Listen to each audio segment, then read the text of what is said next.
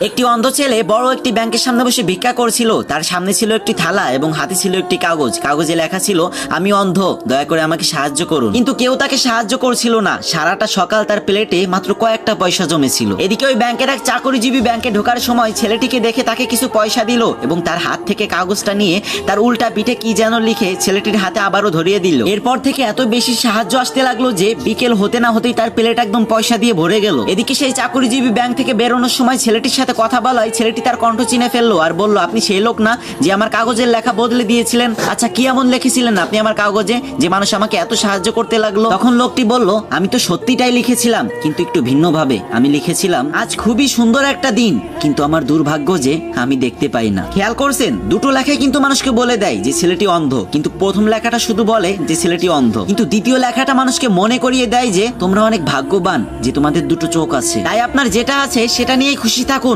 আলহামদুলিল্লাহ বলতে শিখুন। আর যদি আলহামদুলিল্লাহ বলতে মন না চাই, তাহলে একবার হসপিটাল থেকে ঘুরে আসতে পারেন। সেখানে আপনি দেখবেন কত মানুষ একটু ভালোভাবে বাঁচার জন্য হাহাকার করতেছে। আর একটা কথা, মানুষের কাছে নিজের দুর্বলতাকে কখনো শেয়ার করবেন না। একটা কথা মনে রাখবেন, মানুষ অতি সুখে নজর লাগায় আর অতি দুঃখে লবণ লাগায়।